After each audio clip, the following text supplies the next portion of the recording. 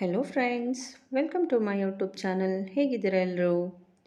ನಾನಿವತ್ತು ಒಳ್ಳೆ breakfast recipe chole bhature ತೋರಿಸ್ತಾ ಇದ್ದೀನಿ. ಇದು ಒಂದು ನಾರ್ತ್ ಇಂಡಿಯನ್ ಡಿಶ್. ಚೋಲೆ ಅಂದರೆ ಕಡಲೆ, ಭಟೂರೆ ಇದು ಪೂರಿ ಥರ ಇರುತ್ತೆ, ಆದರೆ ಪೂರಿ ಅಲ್ಲ, ಮೈದಾದಿಂದ ಮಾಡ್ತಾರೆ. ತುಂಬ ಚೆನ್ನಾಗಿರುತ್ತೆ. ಯಾವಾಗಲಾದ್ರೊಮ್ಮೆ ಈ ರೀತಿ ಮಾಡಿ ತಿನ್ಬೋದು. ಡೈಲಿ ತಿನ್ನೋದಕ್ಕೆ ನಾನು ಪ್ರಿಫರ್ ಮಾಡೋದಿಲ್ಲ. ಬನ್ನಿ ಹಾಗಾದರೆ ಹೇಗೆ ಮಾಡೋದು ಅಂತ ನೋಡೋಣ. ಇದಕ್ಕೆ ನಾನು 1/4 kg ಬಿಳಿ ಕಡಲೆನ ನೆನೆ ಹಾಕಿದ್ದೀನಿ. ಓವರ್ನೈಟು 8 hours ನೆನೆದಿದೆ.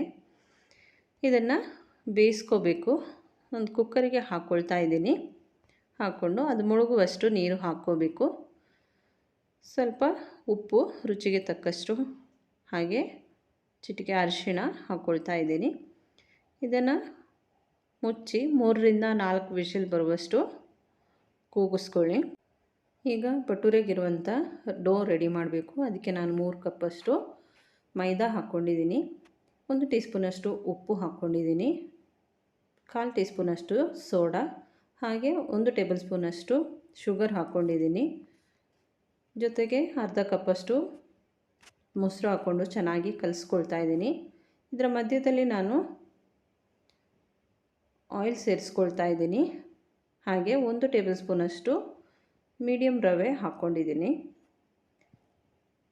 ಈಗ ನೀರು ನೋಡಿ ಹಾಕ್ಕೊಂಡು ಮಿಕ್ಸ್ ಮಾಡ್ಕೋಬೇಕು. ಸ್ವಲ್ಪ ಸ್ವಲ್ಪ ಹಾಕ್ಕೊಂಡು ಮಿಕ್ಸ್ ಮಾಡ್ಕೊಳ್ಳಿ. ತುಂಬ ಗಟ್ಟಿಯಾಗೂ ಬೇಡ, ತುಂಬ ತೆಳ್ಳಗಿನೂ ಬೇಡ.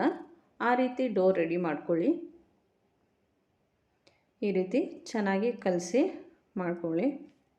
ಇದಕ್ಕೆ ಸ್ವಲ್ಪ ಆಯಿಲ್ ಮಾಡಿಕೊಂಡು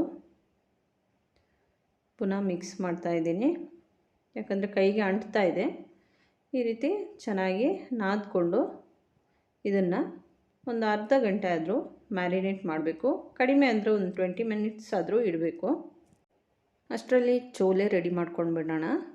ಕಡಲೆ ನೋಡಿ ಬೆಂದಿದೆ ಚೆನ್ನಾಗಿ. ಈಗ ಇದನ್ನು ಒಂದು ಜಾರ್ಗೆ ಹಾಕ್ಕೊಳ್ತಾ ಇದ್ದೀನಿ. 2ರಿಂದ 3 ಟೇಬಲ್ ಸ್ಪೂನಷ್ಟು, ತುಂಬ ಏನು ಬೇಡ. ಇದನ್ನು ಮಿಕ್ಸಿ ಮಾಡ್ಕೋಬೇಕು. ಅದಲ್ಲಿರಲಿ. ಒಂದು ಪ್ಯಾನ್ ಇಟ್ಟಿದ್ದೀನಿ. 2ರಿಂದ 3 ಟೇಬಲ್ ಸ್ಪೂನಷ್ಟು ಎಣ್ಣೆ ಹಾಕ್ಕೊಂಡಿದ್ದೀನಿ. ಇದಕ್ಕೆ ಸ್ಪೈಸಸ್ ಆ್ಯಡ್ ಮಾಡಬೇಕು. ಜೀರಿಗೆ, ಸೋಂಪು, 2 ಚಕ್ಕೆ, 1 ಲವಂಗ, ಹಾಗೆ 2 ಬೇ ಲೀಫ್ ಹಾಕ್ಕೊಂಡಿದ್ದೀನಿ. ಇದನ್ನು ಫ್ರೈ ಮಾಡ್ಕೊಳ್ಳಿ. ಈಗ ಇದಕ್ಕೆ ಕರಿ ಲೀವ್ಸನ್ನು ಆ್ಯಡ್ ಮಾಡ್ತಾಯಿದ್ದೀನಿ. ಸಣ್ಣದಾಗಿ ಹೆಚ್ಚಿಟ್ಕೊಂಡಿರುವಂಥ 1 ಈರುಳ್ಳಿನ ಆ್ಯಡ್ ಮಾಡ್ತಾಯಿದ್ದೀನಿ. ಇದನ್ನು ಚೆನ್ನಾಗಿ ಫ್ರೈ ಮಾಡ್ಕೊಳ್ಳಿ. ಈ ರೀತಿ. ಈಗ 1 ಟೀ ಸ್ಪೂನಷ್ಟು ಜಿಂಜರ್ ಗಾರ್ಲಿಕ್ ಪೇಸ್ಟನ್ನು ಹಾಕ್ಕೊಂಡಿದ್ದೀನಿ. ಚೆನ್ನಾಗಿ ಫ್ರೈ ಮಾಡ್ಕೊಳ್ಳಿ, ಅದರ ಹಸಿ ವಾಸನೆ ಹೋಗುವವರೆಗೂ. ಈಗ ಇದಕ್ಕೆ 2 ಹಸಿಮೆಣಸು ಹಾಗೆ 1 ಟೊಮೆಟೊನ ಆ್ಯಡ್ ಮಾಡಿದ್ದೀನಿ. ಚೆನ್ನಾಗಿ ಸಾಟ್ ಮಾಡ್ಕೊಳ್ಳಿ. ಈಗ ಇದಕ್ಕೆ ಬೇಗ ಬೇಯಲಿ ಅಂತ ಸ್ವಲ್ಪ ಚಿಟಿಕೆ ಉಪ್ಪು ಆ್ಯಡ್ ಮಾಡ್ತಾಯಿದ್ದೀನಿ, ಬೇಗ ಸಾಟ್ ಆಗಲಿ ಅಂತ.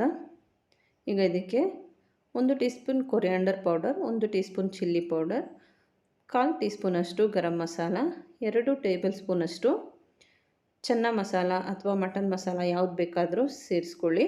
ಚೆನ್ನ ಮಸಾಲ ಇಲ್ಲ ಅಂದರೆ ಮಟನ್ ಮಸಾಲ ಸೇರಿಸ್ಕೊಳ್ಳಿ. ಚೆನ್ನಾಗಿ ಫ್ರೈ ಆದಮೇಲೆ ಬೇಯಿಸಿಟ್ಟಿರುವಂಥ ಕಾಬೂಲ್ ಕಡಲೆನ ಇದಕ್ಕೆ ಮಿಕ್ಸ್ ಮಾಡ್ತಾಯಿದ್ದೀನಿ. ಚೆನ್ನಾಗಿ ಮಿಕ್ಸ್ ಮಾಡಿ ಈಗ ಪೇಸ್ಟ್ ಮಾಡಿಟ್ಟಿರುವಂಥ ಕಾಬೂಲ್ ಕಡಲೆ ಏನಿದೆ ಅದನ್ನು ಹಾಕ್ಕೊಳ್ತಾ ಇದ್ದೀನಿ. ಇದು ತಿಕ್ನೆಸ್ ಬರೋದಕ್ಕೆ ಈ ರೀತಿ ಮಾಡೋದು. ಈಗ ಚೆನ್ನಾಗಿ ಮಿಕ್ಸ್ ಮಾಡಿ ಚೆನ್ನಾಗಿ ಕುದಿಸಿ. ಉಪ್ಪೆಲ್ಲ ಆಲ್ರೆಡಿ ಹಾಕಿರೋದ್ರಿಂದ ಎಲ್ಲ ಸರಿಯಾಗೇ ಇದೆ. ನಿಮಗೆ ಬೇಕಾದರೆ ನೋಡಿಕೊಂಡು ಹಾಕ್ಕೊಳ್ಳಿ. ಈಗ ಇದಕ್ಕೆ ಕೊರಿಯಾಂಡರ್ ಲೀವ್ಸ್ ಹಾಕ್ತಾಯಿದ್ದೀನಿ. ಚೆನ್ನಾಗಿ ಮಿಕ್ಸ್ ಮಾಡಿ. ಈಗ ಫೈನಲ್ ಟಚ್ಚಾಗಿ ಕಸೂರಿ ಮೇಥಿ ಆ್ಯಡ್ ಮಾಡಿದ್ದೀನಿ. ಈಗ ಇದಾಗಿದೆ, ಆಫ್ ಮಾಡ್ತಾಯಿದ್ದೀನಿ.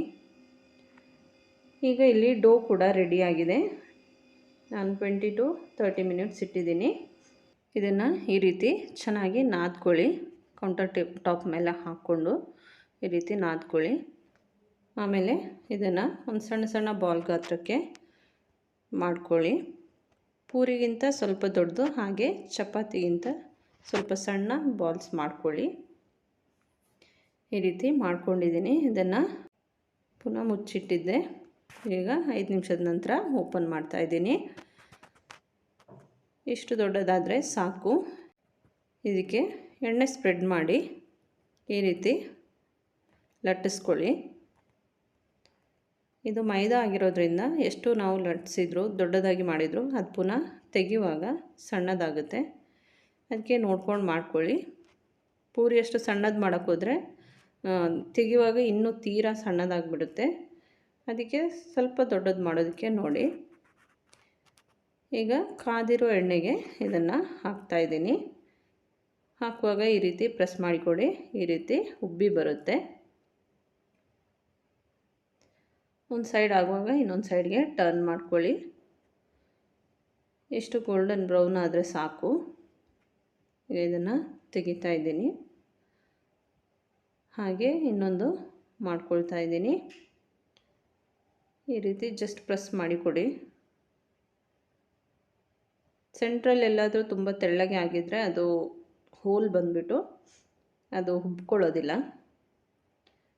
ಈ ರೀತಿ ಫ್ರೈ ಮಾಡಿ ತೆಗೀರಿ. ಇದೀಗ ರೆಡಿಯಾಗಿದೆ.